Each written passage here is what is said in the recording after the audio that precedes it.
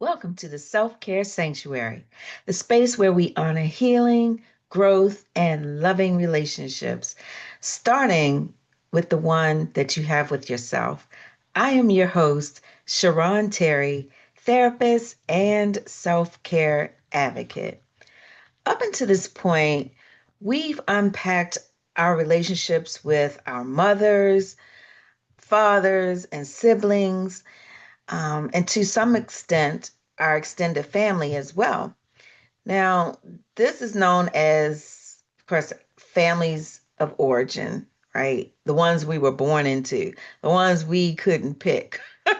So now we know, why we move the way that we do and how they show up in relationships outside of our families.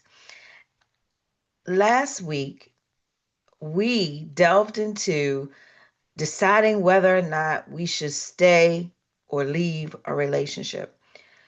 Well, over the next few weeks, we're going to be talking about how to build healthy, strong relationships. This is episode 1 of our 3-part series, the basics of how to build strong relationships.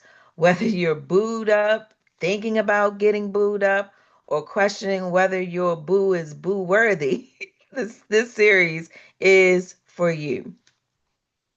Today's episode is called The Pillars of a Healthy Couple, because just like you wouldn't build a house on sand unless you're trying to end up in a flood of tears and text messages to say, okay, you shouldn't build a relationship without a strong foundation, because it's just not going to last. Now, let me just say this before we even get into this 3-part series. Full disclosure, I am what you would call a middle-aged woman. I have been divorced once and remarried. First time I was married for almost 20 years, just shy of 20 years. And so this time around, I'm going strong, 5 years in. So with that said, I'm sure you realize that yeah, I know the good, the bad, and the ugly, but also the good parts. And of course, as I mentioned, I'm a therapist. So over these next 3 weeks or so, I am going to use some experiences as a therapist, things that I've learned and lost in the fire of relationships, um, just so that I can maybe prevent some things from happening or you going into the wrong relationships, or just what it takes to really build a relationship, a healthy one. I've been in unhealthy and I've been in healthy. So this topic is not strange or new to me, okay? I'm speaking from a place of professionalism and personal along the way.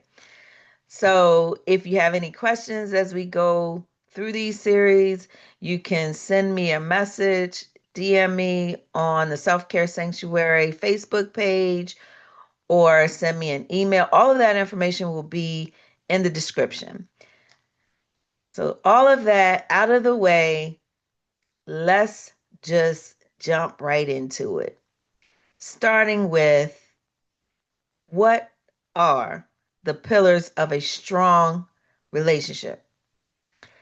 Now, I want you to imagine yourself or relation in a relationship, your relationship as a house. The outside of the house may look beautiful, nice curb appeal, but the real question is what's building it or holding it, I should say, what is holding this house up? So the 5 pillars are mutual respect, effective communication, emotional safety, shared values, and a healthy interdependence. And we'll break each one down, just like your bestie breaking down a shady text message. And there will be examples because what's a podcast without a little storytelling, right? So, anyway, now, mutual respect. Respect means more than just not yelling during an argument. It's about seeing your partner as a whole person, not just who they are to you, but who they are when you're not around. So once I had a client say, he respects me, he always says, yes, ma'am. I mean, he also calls his car baby and listens to no one else. Respect isn't manners, it's mutual regard, not submission. Okay. The client, she was just like, oh, he he just, always is so respectful by saying yes, ma'am. But it's not just being submissive, right? Respect each other's time, space, identity, and boundaries.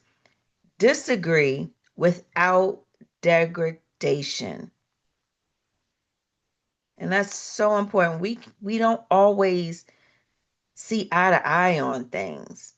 We're never going to see eye to eye on things. You know how they say opposites attract?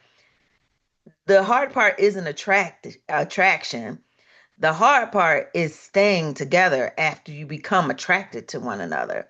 And it's so crazy because the very thing that you loved about this person will be the thing that gets on your nerves at some point, you know? Um, at some point, you are going to not want that person to just be so, I want to go out, I want to go out, I want to go out. In the beginning, yes, that was wonderful. You both wanted to go out and party and have a good time, but you've kind of outgrown that. So the fact that that person may constantly still want to go out, that may not be the thing for you. So that thing would be getting on your nerves. Okay, so there's a place where you have to meet in the middle. Now, that's all about having the mutual respect. Let's move into effective communication. Stephen Covey said the biggest communication problem is we do not listen to understand. We listen to reply. Communication isn't just words, it's tone, timing, and intention, right? I'm telling you, my husband tells me, even if I don't say a word, my body language and my face says it all. Like my face gives me away every single time. It just doesn't lie. I can't help it. I try to help it though, but I have to catch myself, right? I have to be intentional about not letting my face talk for me. So say, are you, so an example, right? Just like I gave for myself. Um, so let's just say your partner asks you, are you really going to wear that? Just saying that, are you really going to wear that? Can either be concern or low key shade, depending on the tone. If I say, are you really wearing that? That is low key shade. But if I say in a softer way, hey, are you really going to wear that? Then now I'm concerned about what you're wearing outside, you know? So it's how you say what you say. It's not always what you say. So we want to practice, and this is something that I share with my clients all the time, is when you are trying to communicate with your partners, you want to use I statements. Use the pause and reflect tool. So, in other words, you want to pause before you react and ask yourself, what in the world am I really feeling? What's going on with me? Right? Is it something that's, being triggered, or am I even upset about something else? It may not even be what's going on right now in this moment. It could be from something else. Maybe you know, maybe I'm tired, maybe I'm hungry, maybe I haven't taken care of my basic needs. But going back to the practicing I statements, this is a great way to not point the finger, not placing blame. Because as soon as you come at your partner with, you always do this and you do that, what's the first thing they're going to do? Become defensive or shut down. Okay. So again, check in with yourself. Figure out, what am I really feeling? What am I really upset about? And then go from there.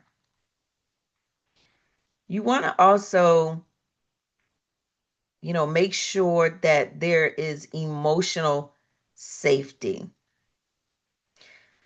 This is the space where vulnerability can really live without fear.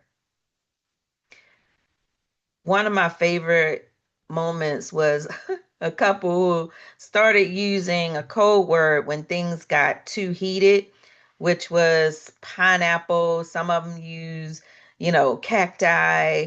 Um, there's been some very funny ones.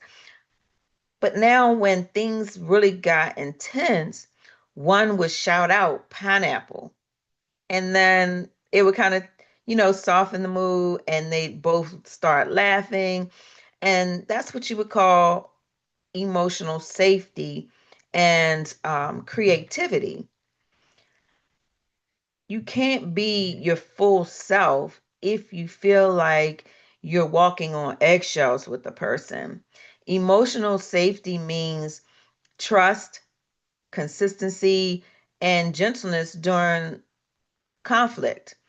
Now, when there's emotional safety, the person does not have to worry about whatever it is that's being said or shared in confidence, or when a person is being vulnerable, you're not worried about that person turning it around and weaponizing what you've shared against you, right? They're not going to use it against you, but they're going to care for your heart, right? And care for what you have shared with them. And also the ability to trust that what you've shared with them will, be kept between the two of you, or if you have a shared person that you guys talk to, or maybe even going to a therapist will help you.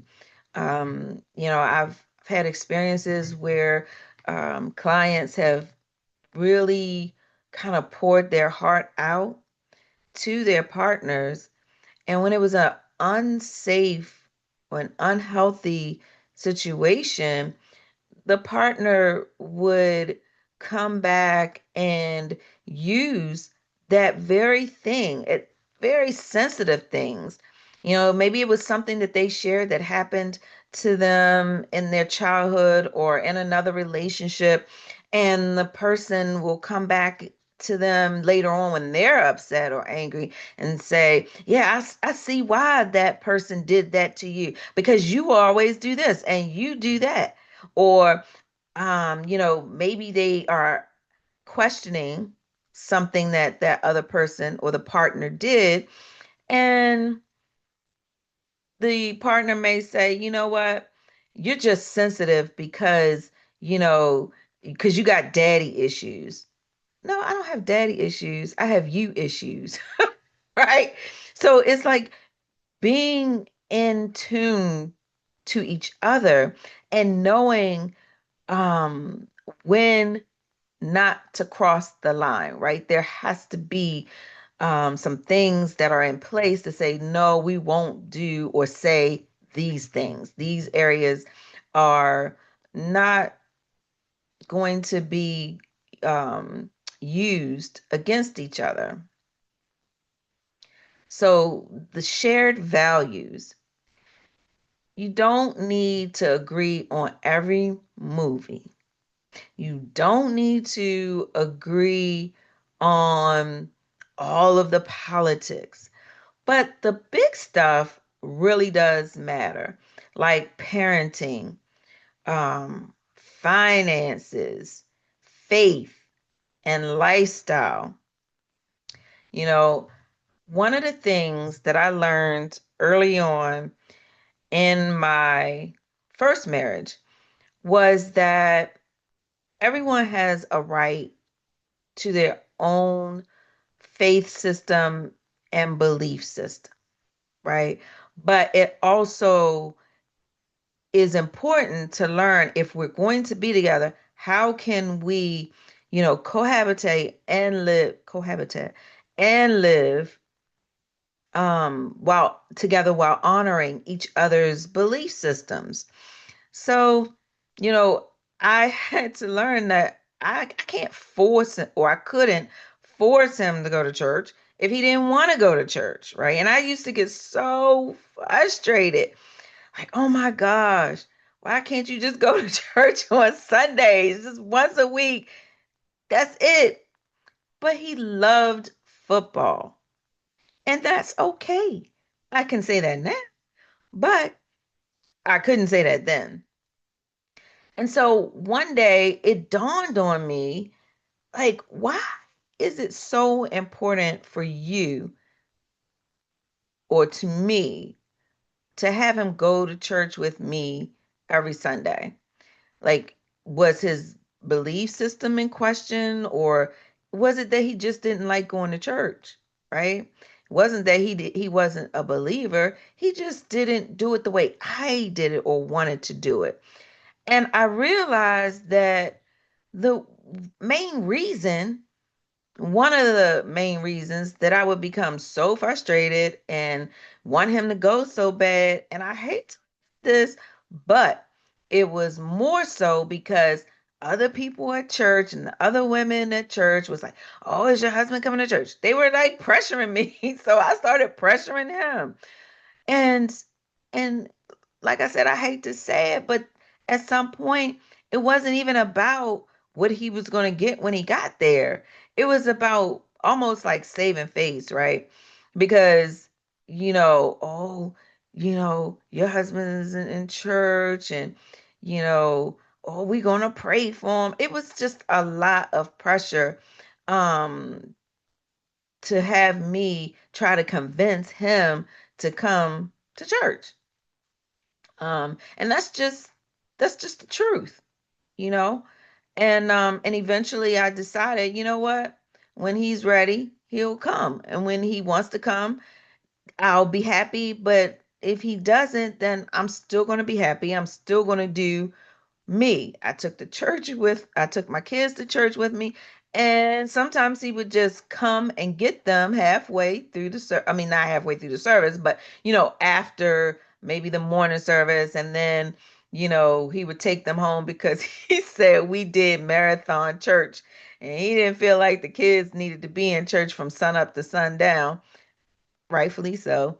And they were ever so happy when he came to get them from church after the morning service. But I digress. But you get my point, right? People have a right to be individuals, and it's okay to have differences of opinions about whether it's parenting, faith, or lifestyle and finances.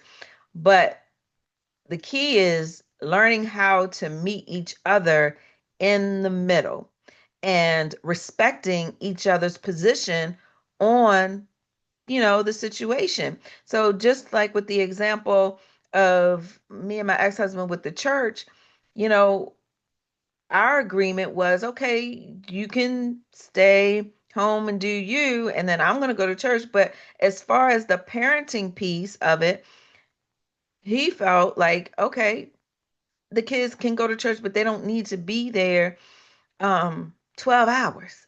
Okay. So that's where we kind of met in the middle. So it is possible. Um, Now, if one person believes in saving for the future and the other believes in treating every Friday like it's payday at the club, then Houston, we got a problem. And there needs to be a conversation about how we can infuse both of our belief systems. So maybe as my mama always say, spend some and save some, right? Maybe you can agree upon how much you are going to spend, um, you know, every Friday and how much you want to save so that both people's needs are being met. Now, so you want to sit down and revisit your values quite often together because people change over time. People evolve and that's okay too. As we get older, our needs change, our wants change as we learn more about who we are, our environment around us. Our ideas also are ever evolving. So we want to just kind of check in with each other just to see if we're staying aligned or, just to see if um, maybe we need to tweak some things, right? These are the type of conversations and ideas that you and your partner can have on a regular basis, right? I have some couples that they meet like it's a corporate meeting. They have it on their calendars. This is what we're going to do. We're going to sit down. We're going to plan out our vacation fund. We're going to plan out our activities of what we want to accomplish this year or maybe this month. Everybody has a shared calendar just to make sure everybody is in tune with each other. Then we want to move into what we call the healthy interdependence. This is a balance between connection and autonomy. You can't pour from an empty cup, but you also can't drink alone if you're in a relationship. Okay? You can't pour from an empty cup, but you also can't drink alone if you're in a relationship, right? So we're not talking about codependence, not hyper independence, but it's about two whole people choosing each other. You know, we encourage each other's growth. We support each other without sacrificing ourselves. We don't want to wake up and look in the mirror and say, "Who the hell am I?" Excuse my French. You don't want to do it. It's easy to be lost in a relationship or get lost in a relationship when there's codependence. And we'll get into that in another episode just to break down that, or being overly independent. And, I have struggled with that one where I'm just so self reliant. And then my current husband had to say, listen, you're not single. I'm here for you. I can do this for you. I can do that for you. You know, in the mornings, if I can get up on time, I'll make his breakfast or his lunch and he takes care of my car. Um, he takes care of the lawn and I clean, and so we are in this together, right? That's interdependence. When you're working together for a common goal, just doing life, right? Day to day life. When you're in a partnership, that's part of it, right? You have this inter dependence because you're relying on your partner to do certain things. Maybe you're the partner who pays all the bills, while the other partner is the one who takes care of the house as far as the cleaning or the cooking. There's not one set way to do it. It's what works for you and your partner. And I have some clients who, the women are, um, they're very established, and some of them make more money than their partners. So they tend to pay most of the bills. And then their partner may pay, the incidentals, or their partner may um, just come up with the cost for their vacations and things like that, right? Or maybe they may pay the light bills.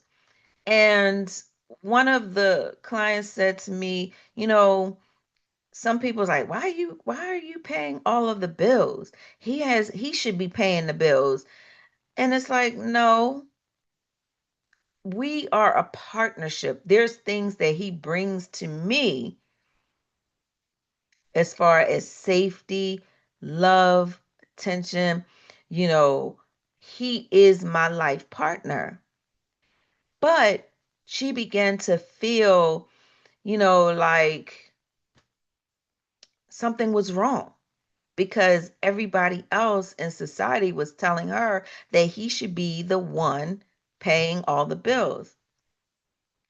Now, the other day, I was listening to Jay Shetty, his podcast called On Purpose, and he was sharing how this one lady or one of his friends, this couple in the relationship, the woman made all the money. She made, well, not all of it, but she made more money than him, way more money than him.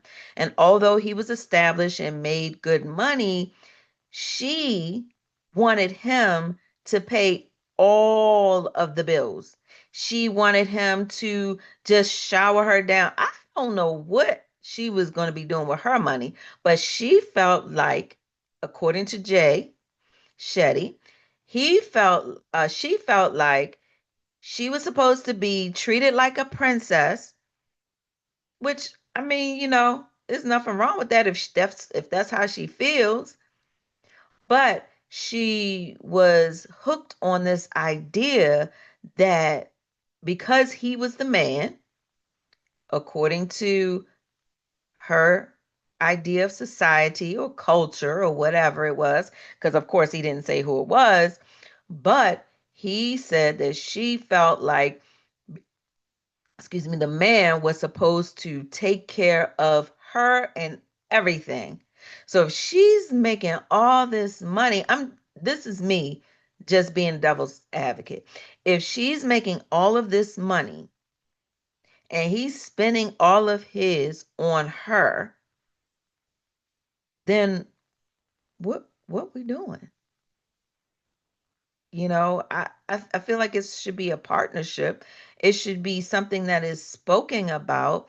And according to Jay Shetty, he said that his partner felt really bad, but he also felt like he was, being kind of taken advantage of. And it wasn't that the partner didn't want to do it necessarily. It was just how she made him feel, as if his friend was never doing enough. He wasn't appreciated. And then Jay went on to say, ultimately they broke up because they could not come to an agreement about how these responsibilities should be shared. Or is she going to be saving her money for their retirement? I don't know what it is, but there should be a conversation about, what is important between you and I, not the the standards that society or those families of origin that we spoke about imposed upon us. And that was the case for them. So again, the interdependence is so important in just creating a healthy um, lifestyle and building a home that has a strong foundation. Sometimes couples come to me and they have a really strong foundation. They love each other, they trust each other, and maybe sometimes they're committed, but maybe sometimes there are cracks in the foundation. And those cracks just need to be filled in with, tools on how to communicate with each other, how to not shut down when there's a conflict, but how to work through those conflicts. Now here's you guys' homework. I always give out homework, but this week, over the next few weeks, this is what we're going to be doing.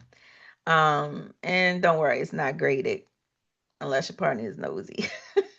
Anyway, so I just want you to ask yourselves, which pillar feels strongest in my relationship and which one needs love, right? So just to recap what those pillars are, just in case you joined us late, it's the 5 pillars are mutual respect, effective communication, emotional safety, shared values, and healthy interdependence. Okay. Now, relationships are, even if you're not in one, you've been in one, you'll probably be in one at some point. So even if, no matter where you are in the cycle of it all, we need to know what it is that we need to do to build these healthy relationships. And if you are already in a healthy relationship, then maybe you can get some tips on how to make it even better. Or you can share this episode with your friend or family, whomever you think may be able to take away something from it. So the other thing want you to ask yourself, the other question, or maybe if you're a journaler, what does a healthy relationship feel like to me? Because remember, we got to make this thing personal. We got to customize it. Where do I feel most secure? And where do I feel unsure? Next week, we're going to be diving into part 2, which is communication that connects. And you do not want to miss it, especially if your arguments have turned into war of the roses, or, and nothing is ever getting accomplished. But until then, I just want to thank you guys for tuning in for this episode, part 1 of how to build strong relationships. And I want you to remember that self-care is not an option. And when you learn to love yourself, it really doesn't matter who doesn't. Thank you for joining the Self-Care Sanctuary. And until then, good night or good day whenever you're listening. Goodbye for now.